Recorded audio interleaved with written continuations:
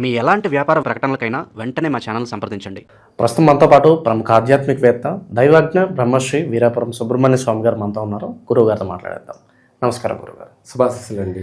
గురుగారు, ఫిబ్రవరి మాసం, అందులోనూ మనకి మాఘ మాసం, మీనరాశి వాళ్ళ పరిస్థితి ఏ విధంగా ఉంటుంది? వీళ్ళు ప్రత్యేకంగా ఎటువంటి విషయాల్లో జాగ్రత్తలు తీసుకోవాలి? ఏలినాటి శని తాలూకు ఇంపాక్ట్ ఎంతవరకు ఉంటుంది? వివరాలు తెలియచేయండి గురుగారు.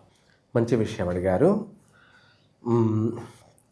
ఈ యొక్క మాఘమాసము ఫిబ్రవరి నెల మీనరాశి వారికి 3 పువ్వులు 6 కాయల్లా వీళ్ళ జీవితం అనేది ఈ మాసంలో కొనసాగుతుంది.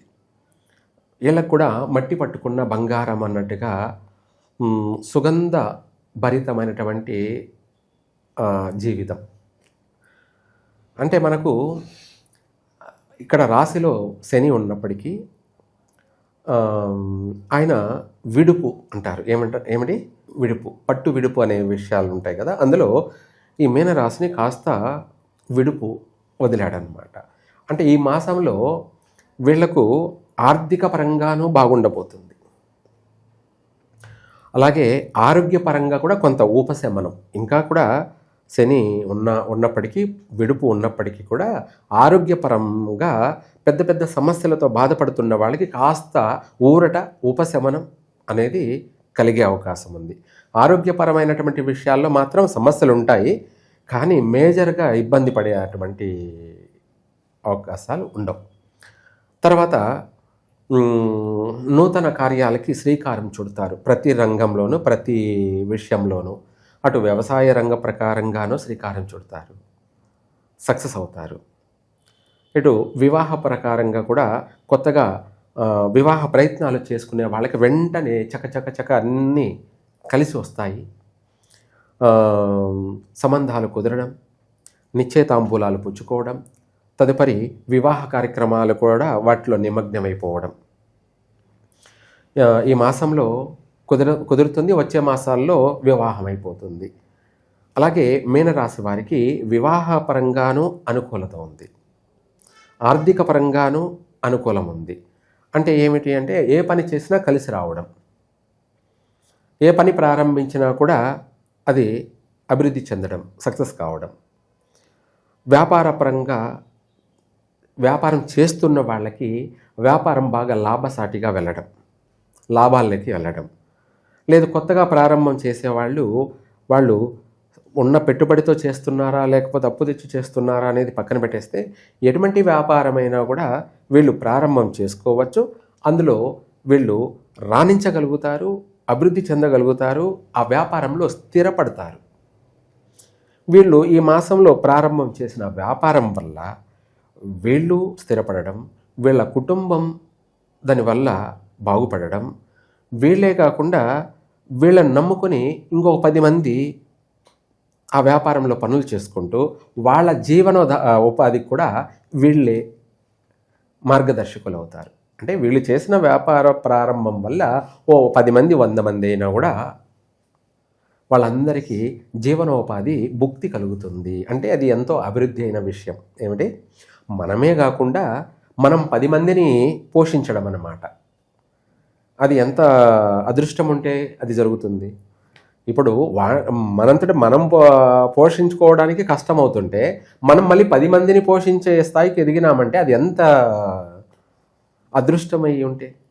ఆ విధంగా వాస్తవంగా మీనరాశి వాళ్ళకి ఈ మాసంలో ఎటువంటి శుభకార్యమైన విజయవంతంగా పూర్తి అవుతుంది. ఆ శుభకార్యాల్లో వ్యాపారం ఒకటి.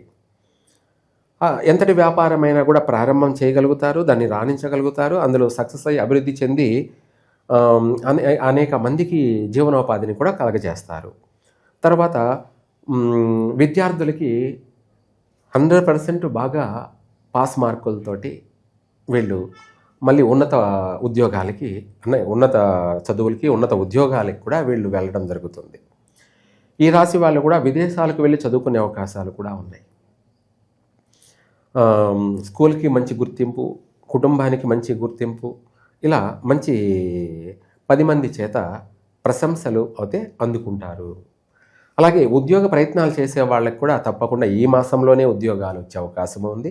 లేదా ఇప్పుడు చేయడం వల్ల ప్రయత్నం వెనక ముందు అయినా కూడా వీళ్ళకు ఉద్యోగం అయితే గ్యారంటీగా వస్తుంది. ఈ మాసంలో ప్రయత్నం చేసిన వాళ్ళందరికీ కూడా వెంటనే అయినా వస్తుంది, లేదా వెనక ముందే అయినా కూడా ఉద్యోగ అవకాశం అనేది తప్పకుండా వీళ్ళను ఉద్యోగం వరిస్తుంది. అందులో కూడా వీళ్ళు ఉద్యోగంలో చేరి వీళ్ళు అంటూ ఏంటో ప్రూవ్ చేసుకోగలుగుతారు. అంటే అక్కడ 100 మంది ఉన్నా కూడా ఆ 100 మందిలో వీళ్ళే మంచి ఉన్నత స్థాయికి ఉన్నత ప్రమోషన్కి వెళ్ళే అవకాశము ఉంది. అలా ఆ కంపెనీ, ఆ సంస్థని కూడా, ఆ వ్యాపారాన్ని కూడా వీళ్ళు డెవలప్మెంట్ చేస్తారు. 10 మందిలో గొప్ప పేరు సంపాదించుకుంటారు. సన్మానాలు, సత్కారాలు, ఇలా అనేకమైనటువంటి విషయాలలో కూడా వీళ్ళకు మంచి ఆనందమైనటువంటి వాతావరణంతో కూడుకొని ఈ మాసమంతా కూడా సంతోషకరంగా సాగిపోతుంది. ఇదే కాకుండా సంతాన మంచి శుభవార్తలు వింటారు, వివాహ ప్రయత్నాలు కలిసి వస్తాయి. అలాగే కొత్త మిత్రులు, అంటే కొత్త పరిచయాలు కలిసే వస్తాయి. అటు స్త్రీ పరిచయాలు కలిసే వస్తాయి, లేదా వివాహ ప్రయత్నాలు కలిసే వస్తాయి. అటు స్త్రీ సౌఖ్యము, వాహన సౌఖ్యము, గృహ సౌఖ్యము, ఇలా అన్ని విషయాలలో మాత్రం ఈ మీనరాశి వాళ్ళకి ఈ మాసమంతా కూడా విశేషంగా రాణించబోతున్నారు. ఒక ఆరోగ్య విషయంలో మాత్రం కాస్త తగిన జాగ్రత్త తీసుకోవాలి. అన్ని రోజులు మనవే కావు. అంటే ఈరోజు బాగుంది కదా అని చెప్పేసి ప్రతిరోజు మందే కాదు. అందుకనేసి మనం ఇప్పుడు కాస్త బాగుందిలే అని అశ్రద్ధ చూపకూడదు. ఆరోగ్యం పైన మాత్రం వీలైనంత జాగ్రత్త పాటించండి, వహించండి. అది కాస్త బాగుంటే మిగతా అన్ని విషయాల్లో బాగున్నట్టే. ఈ రోజుల్లో చెప్పాలంటే ఆరోగ్యం మహాభాగ్యం. ఆరోగ్యం బాగున్నాడు అంటే ఆవిడ అన్ని విధాల ఐశ్వర్యవంతుడే, అన్ని విధాల ఐశ్వర్యవంతుడే. ఎందుకంటే వచ్చిన డబ్బు మిగులుతుంది, అనవసరంగా వైద్య ప్రకారంగా ఖర్చు కాదు. రెండోది శరీర శ్రమ ఉండదు, బాధ ఉండదు, శరీర పెయిన్ అంటాం. ఏమిటి ఆపరేషన్లు, ఆ ఇంజక్షన్లు లేదా టాబ్లెట్లు, వీటి వల్ల ఔషధ సేవ అనేది ఎక్కువగా ఉంది అని. అవన్నీ ఉన్నాయి అంటే బాగలేదు అని అర్థం. ఏమిటి నెగిటివ్. మనము ఆనందంగా, సంతోషంగా, నవ్వుతూ మన పనులు మనం చక్కగా చేసుకుంటూ బాగున్నాము అంటే వాళ్ళు పాజిటివ్ అని అర్థం. ఇది ఇంపార్టెంట్. నరకం ఎక్కడో ఉండదు, నరకం ఎక్కడో ఉండదు. అది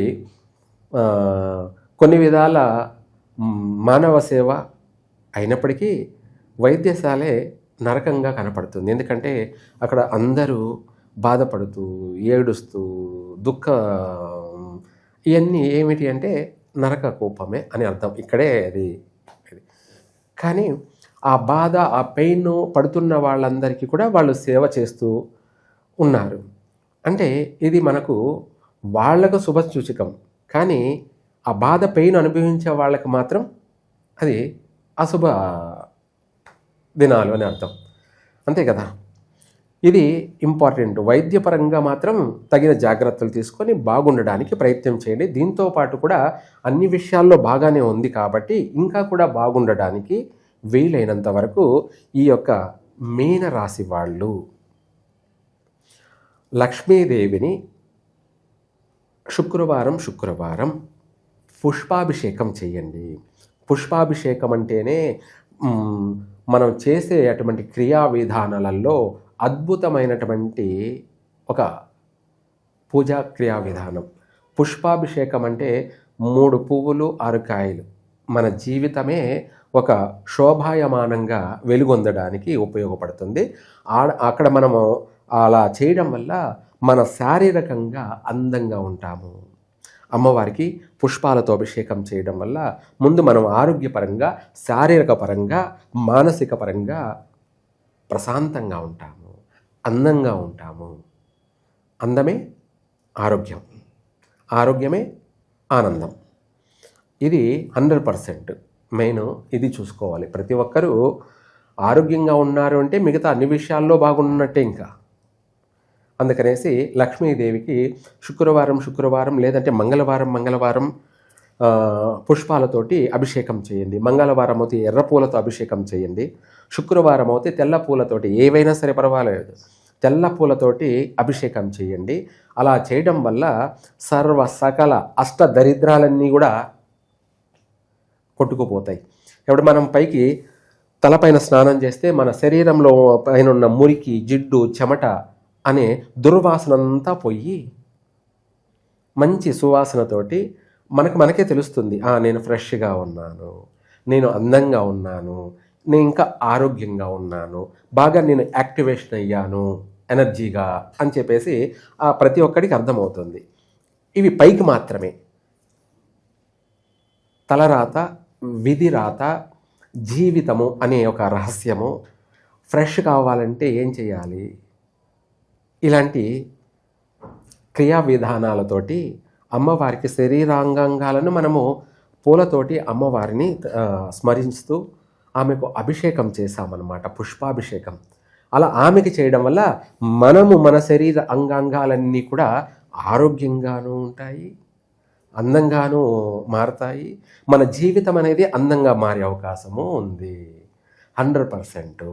ఇది ఒక పెద్ద గొప్ప పూజా క్రియా విధానం. దీనికి మించిన ఇంకా పెద్ద పూజ అంటే ఏమీ లేదు. మీరు ఏమీ చేయాల్సిన అవసరం లేదు. ఒక 108 పూలు తీసుకోండి, మీకు మంత్రోచ్చారణ వస్తే చేసుకోండి, మంత్రం రాని పక్షాన అష్టోత్తరం చేసుకోవచ్చు, అష్టోత్తరం చేసుకోండి. అలాగే అష్టోత్తరంలో తప్పులు దొలినా నష్టం ఏమీ లేదు, మంత్రంలో తప్పు దొలకూడదు. అష్టోత్తరం అనేది మామూలే కాబట్టి భయపడాల్సిన అవసరం లేదు. భక్తితో మాత్రం మీ చేతనైన వరకు మీరు చేయండి. అలా పుష్పాభిషేకం చేయడం వల్ల మంగళవారం రోజు అయితేనేమో ఎర్ర పూలతో చేయండి, శుక్రవారం అయితేనేమో తెల్ల పూలతోటి ఏవైనా పర్వాలేదు చేయండి. అలా చేయడం వల్ల మీరు బాగుంటారు, మీ కుటుంబం అంతా కూడా బాగుంటుంది, అనేక విధాల అనేక రంగాలలోనూ అభివృద్ధి చెందుతుంది.